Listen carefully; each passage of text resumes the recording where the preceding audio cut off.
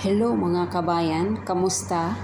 Ito si Mia, ang tagapagbasa ng inyong mga kwento. Kaya bago ang lahat, huwag kalimutang i-click ang notification bell, subscribe button at i-like na rin at mag-comment kung nagustuhan nyo ang kwentong ito. Kaya halina't umpisahan na natin ang kwento. I sold my innocence to a demon. Chapter 12. I don't wanna die. Check the whole area, Sion shouted before running towards his unconscious brother.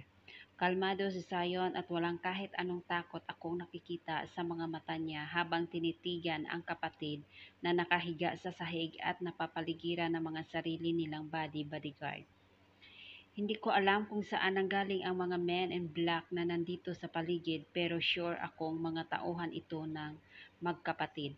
Nagkagulo pa rin sa buong gymnasium at wala man lang kahit na sinong mabait ang lumalapit kay Xavier. Natatakot ako pero niligtas ako ni Xavier. Ako dapat ang nakalupasay sa sahig ngayon. Ako dapat ang walang malay at nasa bingit ng kamatayan. I clenched my fist and stared at the man who saved me from the accident. Why? Bakit niya ginawa ito? Move. Walang emosyong wika ni Sion sabay mustra ng kung ano sa mga tauhan niya. Inutusan niyang buhati na mga ito si Xavier dahil ngayon ay puno ng pag-iingat na binuhat ng mga men in black ang amo nila. Sana madala siya sa hospital. Hindi ko kakayanin pag nalaman kong may mamamatay dahil sa akin. Good luck with your life, he warned me. Not directly a threat, but it is. I stepped backward when Sion gave me his deadliest stare. Hawak niya ang telepono at kahit mukhang hindi siya nagpapanik, nakikita kong kabado din siya dahil sa paraan ng paghawak niya sa cellphone niya. That shouldn't happen kung hindi siya humarang para iligtas ako.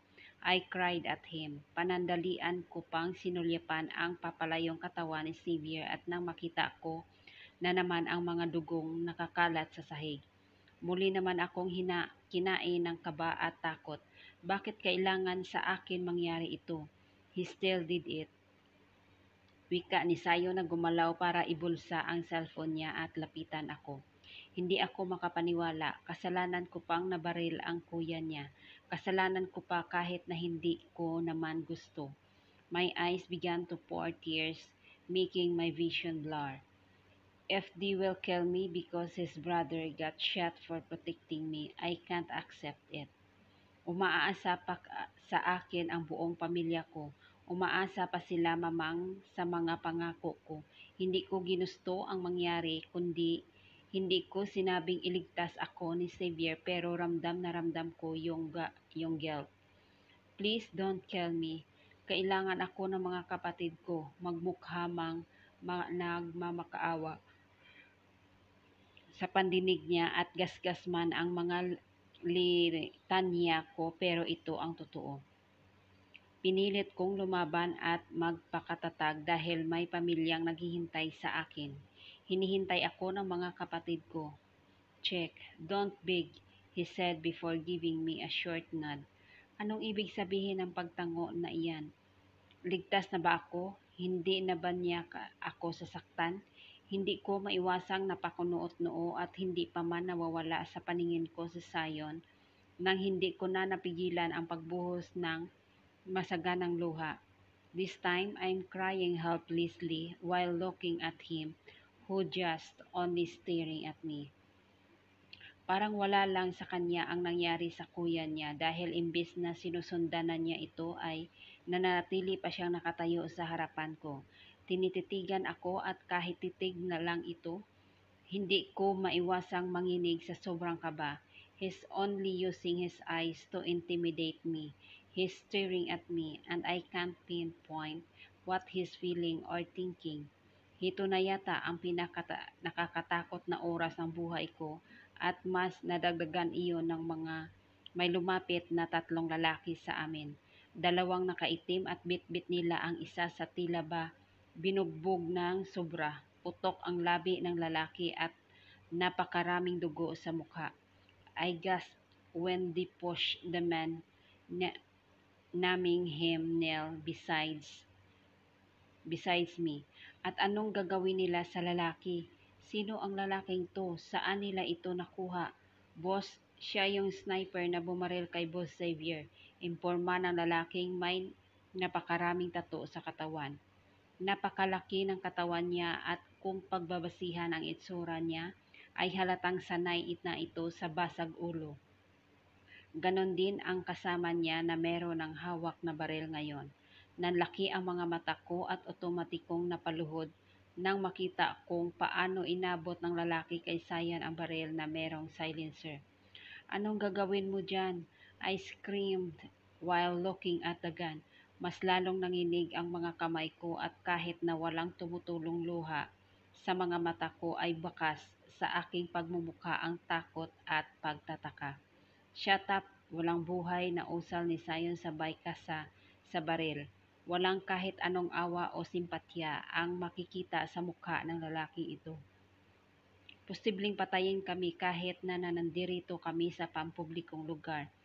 Patayin niyo ako, unti-unti kong naiyuko ang ulo ko at puno ng panggigigil na kinuyom ang nanginginig kong mga kamao. Tatanggapin ko naman itong kamatayan na ito pero knowing the fact na merong naghihintay sa akin sa probinsya, na meron akong mga kapatid na gustong makasama at alagaan, ganan din kinatatang at mamang na gusto kong bilhan ng mga bagay na pinapangarap lang nilang makita. Marami pa akong gustong tuparin sa pangako. Hindi pa ako pwedeng mamamatay, kaya kahit nakakatawa at nakakahiya ay gagawin ko ito. Sayon, I called his name while trying to not to cry nor push out. Kanina pa bumabaliktad ang sikmura ko dahil sa takot. Wala akong nakuhang sagot sa lalaki kaya ipinagpatuloy ko ang gagawin ko. Habang nakaluhod pa rin ay gumagalaw ako upang lumalapit sa kanya. I'm moving closer to him with the bendedness. This is a big humiliation. Nakakasira ng dignidad but mas mahalaga pa ba iyon kaysa sa mga pangarap ko para sa pamilya ko? Mas mahalaga pa ba iyon kaysa sa mga ngiting gusto kong makita, kila mamang at tatang, pati na rin sa mga kapatid kong mga bata pa lamang? Nang nasa harapan na ako ni Sayon ay ramdam na ramdam ko ang mga titig niya. Sandali ko lang ito gagawin. Unti-unti kong yumuko at gumalaw, dahan-dahan akong inilapit ang mukha ko sa pares na sapatos niyang mas mahal pa yata sa maliit na lupang pagmamayari namin sa probinsya. Please don't kill me. Ayokong mamatay dahil sa pamilya kong kailangan na kailangan pa ako. Hindi ako pwedeng mamamatay kasi hinihintay pa ako nila tatang at mamang na lumakad papunta sa stage upang gumraduate. I can't help myself. I will do everything for you if you keep me alive. Nanginginig ang boses ko at nanghihina, tila walang tunog ang gustong lumalabas kaya naman tinutulak ko na lamang ito palabas. Kahit nakayuko ako ay alam kong sa akin nakatuon ang lahat ng pansin nila. Hinihintay kong ano ang sasabihin ko o paano ko maililigtas itong buhay na ito. Paano nga ba? Sabat na ba para sa tulad niya ang ganitong klase ng pagmamakaawa? Wala akong naririnig kaya naman mas lalong bumigat ang paghinga ko dahil sa kaba at tensyon na namumuo sa aking buong sistema. Walang nagsasalita, hindi ba kumbinsido si Sayon? I gulped and moved my hands to touch his hands.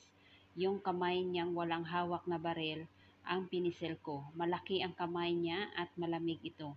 Alam kong normal na iyon sa kanya pero bakit nanginginig ang kamay niya?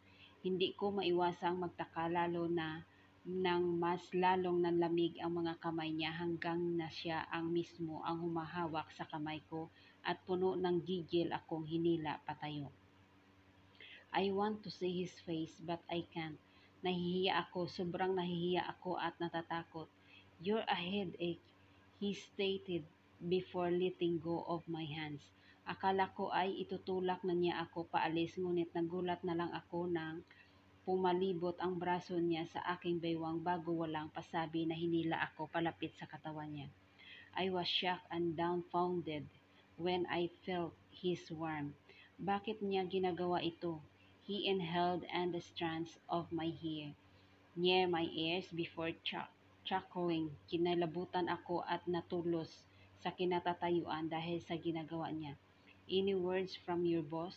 Muling tanong ng lalaking pero ngayon ay hindi ko na alam kung sino ang kinakausap niya.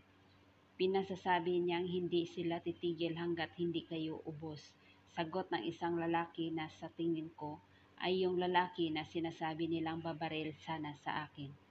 Is this woman your target? Muling tanong ni Sion pero this time, ramdam ko na ang pagkuyom ng kamao niyang nasa baywang ko. I want to see the man's face but I can't. Wala akong lakas na kumuwala kay Sion at wala akong lakas na harapin ang lalaking nagtangka sa buhay ko. Akala ko importante kay Save, kaya uunahin ko na sana kaya lang hindi ko alam na magpapakabayani yung demonyo o walang buhay at pag-aalinlangang sagot ng lalaki kay Sion. Talagang hindi ba siya natatakot kay Sion? Hindi ko kasi naramdaman na boses niya na natatakot siya. Day, yun na lamang ang narinig kong salita kay Sion bago ko naramdaman ang pagtaas ng isang kamay niya at ang sunod-sunod na putok ng baril. Mahina lang iyon pero rinig ko pa rin ang ramdam na merong nilalang na wala ng buhay sa may likuran ko. Please God, wake me up from this nightmare. Wala akong ginawa para maranasan to. My tears began to fill again as I tried my best not to collapse and drop unconscious on the cold floor where two different bloods can be found. Chapter 13. Weak and Powerless Maiden. Are you okay? Anong gagawin ko? Paano ako makakaligtas? Kanino ako pwedeng lumapit? Apple, okay ka lang ba? Pag lumapit ako sa mga pulis, makikinig ba sila sa akin? Paano? Paano kung hindi? Hindi ako pwedeng manatili na lang sa tabi ni Sion at ng kuya niya. They're both dangerous. Ma'am, noong isang araw pa niyan si Apple, agad naman akong nabalik sa realidad nang maramdaman ko ang mahigpit na pagpulupot ng isang kamay sa nanginginig kong braso. Nasaan ako? Inilibot ko ang tingin at nang makitang nasa butik pala ako ay hindi ko maiwasan ang pagkadismaya. Hindi na ako ito. Hindi ako ganito dati. Palagi akong kumpos at matino lalo na sa tuwing oras ng trabaho. Nakakahiya kay ma'am. Naiinis akong napahilamos sa mukha bago hinarap ang isang pares ng mga matang punong-puno ng pag-alalang nakatitig sa akin. Kanina pa kita tinatanong kung sasama ka. Nag-alalang tanong ni Ma'am Brace bago binitawan ang braso ko. Tinatanong? Hindi ko napansin na kanina pa pala siya nasa harapan ko. Masyado na akong kinakain ng nangyari noong nakaraang araw. Maayos naman na ang lahat at ayon sa mga teachers ay stable na ang lagay ni Xavier. Hindi na rin nakakapagtaka pa na hindi binalita sa TV ang nangyaring dahil siguro na binayaran sila na magkapatid para hindi ilantad ang insidente. Ilang araw na rin tahimik ang buhay ko, normal at walang nangyayaring problema. Dapat ay hindi ako matakot o kabahan pero dahil sa katahimikan na ito, mas lalo akong nanginginig sa takot. Pakiramdam ko ay may mangyayaring masama. Hindi ko maiwasan ang malalim na pagbuntong hininga bago muling tinuon ang pansin kay Ma'am Brace na kunot noong nakatitig pa rin sa akin. Hala, baka may sinasabing importante si ma'am. Ayos ka lang ba? Nagtataka ng tanong sa akin. Mukhang halata na mukha ko na meron akong malaking problema. Hihihi.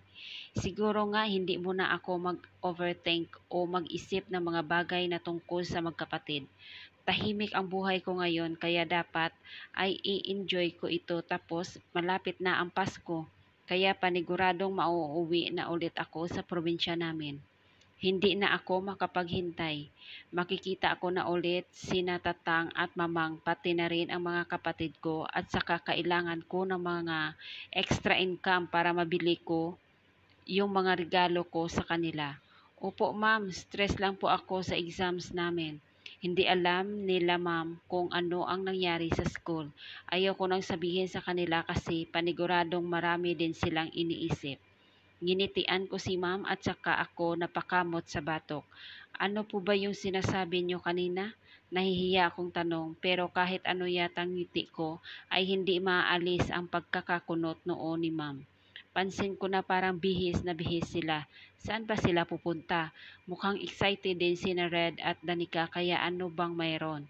Punong-puno ng pagtataka kung tinapunan sila ng tingin na sana ay hindi ko na lang ginawa dahil bigla na lamang lumapit sa akin si Red.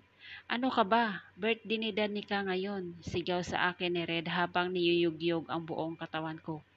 Eh, talaga bang kailangan na yugyugin ako? Pakiramdam ko ay maisusuka ko ang mga kinain ko kaninang umaga dahil sa pagyugyog niya.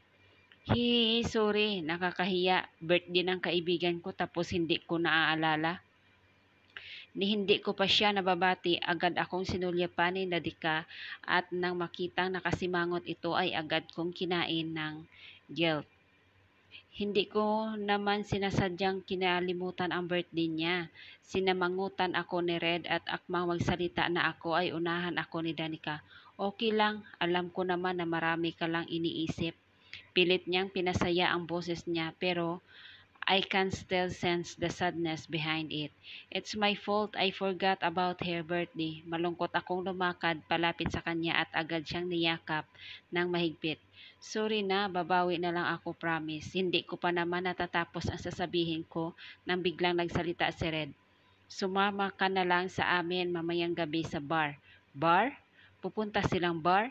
Nagtataka akong tinignan ang mukha ni Danica. Ang kaninang malungkot niyang mukha ay nagkaroon ng saya nang marinig ang sinabi ni Red. Sumama ka sa amin sa bar please, Danica pleaded before holding my hands and pinching it. Teka, hindi ako pwede pumunta sa bar. Nahihiya akong tinignan si ma'am at tinaasan na lang ako ng kilay. Talagang pagtutulungan nila ako ano? Hindi sila papayag nang hindi ako kasama. Bababawal po ako sa bar. Imporma na kina ma'am umaas na sana ay makaligtas ako pero na makita kong umikot ang mga mata ni Red at tinapik niya ang balikat ni ma'am. Hays, alam kong talo na ako. Bullshit. Ano ka, 16 years old? Matanda ka na Apple kaya pwede bang sumama ka na lang sa amin? Mataray na asik ni Red sa akin. Kasi hindi ako pinapayagan nila mamang na pumunta sa ganoong klaseng mga lugar. Kabilin-bilinan ito nila tatang. Huwag daw akong pupunta sa mga bar at clubs dahil pang matanda lang iyon. Pero kasi matatanda na lang ang pumupunta doon, di ba? Nanliit na ako sa pagkatitig nila. Kung tutuusin, para akong isang langgam na pinagpipiestahan ng mga bubuyog. Nakakatakot sila kung makatingin. Puno ng saklolo kung tinignan si ma'am pero sagad lang ang ngiti nito.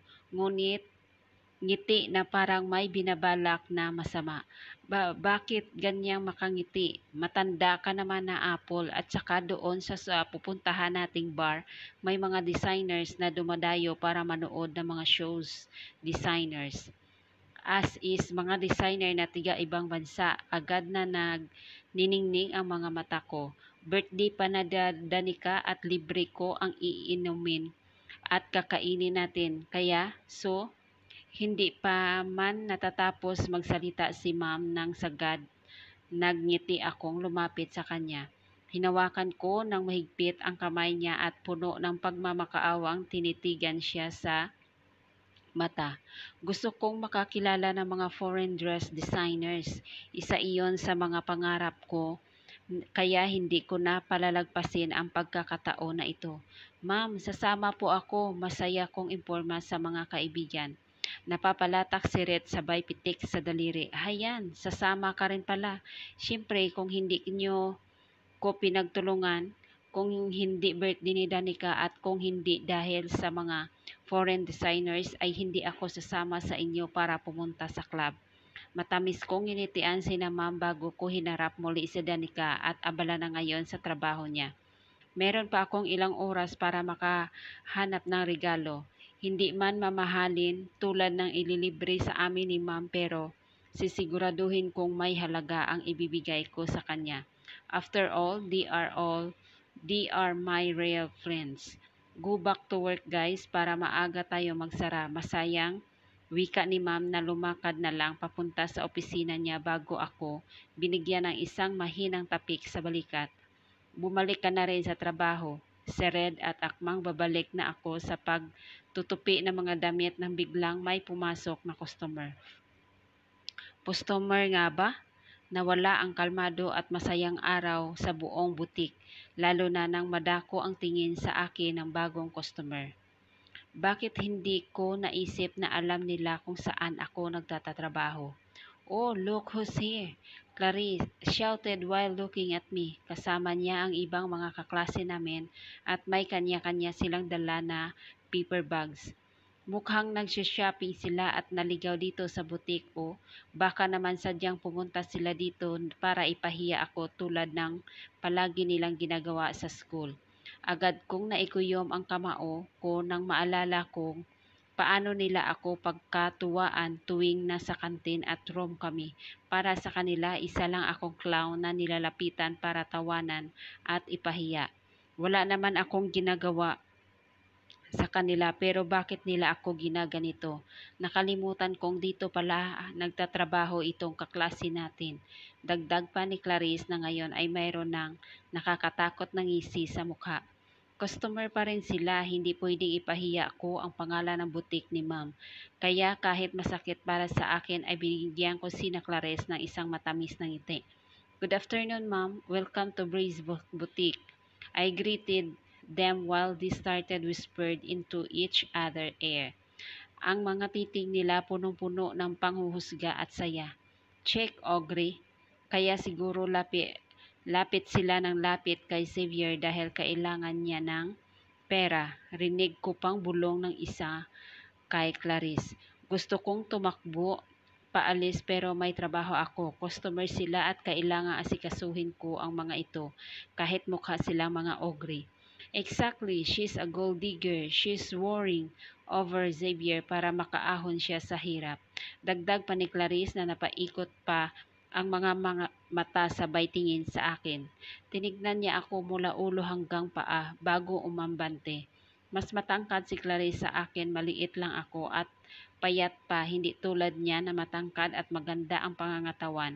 Ang alam ko ay ang nag-aaral din itong si Clarice ng mga pang self-defense dahil mayaman nga sila at prone sa mga kidnapan. As if naman papatulan siya ni Xavier na lalaki ang mga mata ko nang biglang haplusin ni Clarice ang buhok ko. Xavier is one of my dad's business associate and as of now, he's having an tea time with my dad talking about our wedding.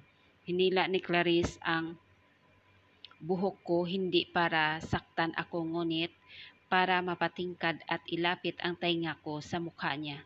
Xavier is mine. He's my fiancé and I won't let anyone steal him from me. Bulong sa akin ni Clarice at amang may idulugtong pa ito nang sabay-sabay kaming mapatingin sa babaeng napatikim. Excuse me, you're not allowed to hurt my employees. If you're not going to buy anything, please kindly leave this boutique. Nakangiting pahayag ng boss namin. Habang si Red hayon at hawak-hawak ni Danica, laking pasasalamat ko at nandito na si ma'am. Gusto kong labanan si Clarice ngunit natatakot ako. Wala akong pera at kayamanan tulad ng sa kanila kaya akmang aatras ko laban kina Clarice.